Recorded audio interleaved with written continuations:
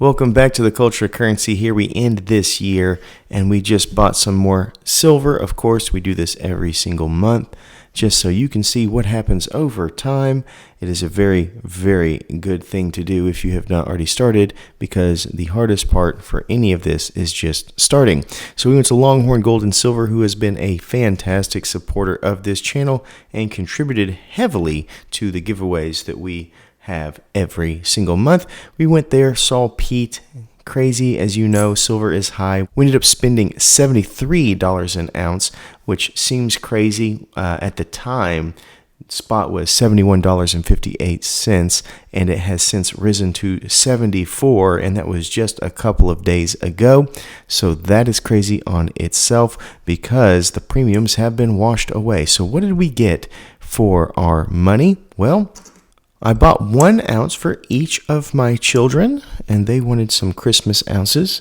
So my little girl, she gets the snowman, as you can see here, beautiful toned snowman that Pete had over there at Longhorn Gold and Silver.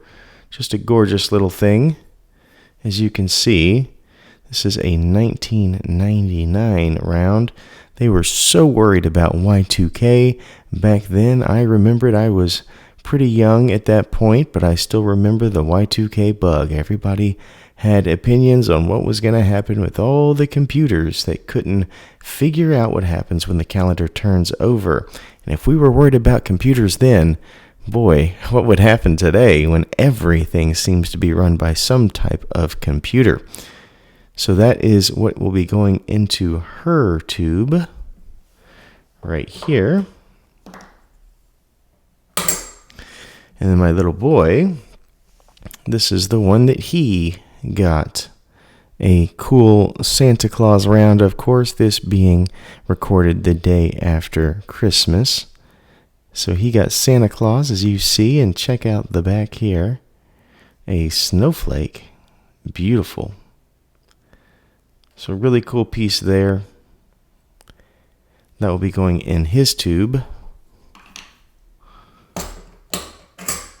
And then in our general tube for $100, I got this piece here, which many of you already know what this is. This is the trade dollar, as some call it, but it basically is a coin, not a round, that signifies the partnership between Britannia and the United States. So there's Britannia right there, and Miss Liberty right here for America.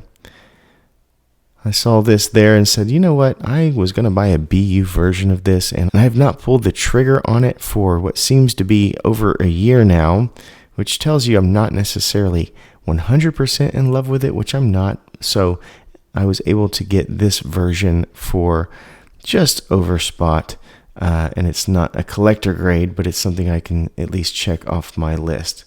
So we have George here on this side, as you can see. Or sorry, not George. Boy, that was a monarch a long time ago. This is Charles.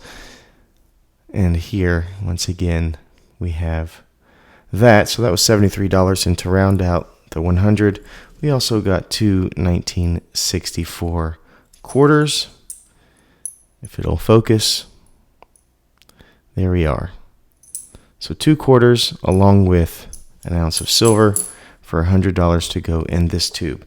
So heck of a year.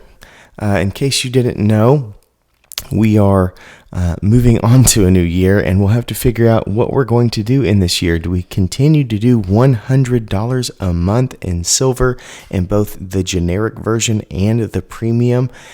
Do we need to go back down that road? Do we need to up our budget to a higher number now that we're almost at 1 ounce being $100?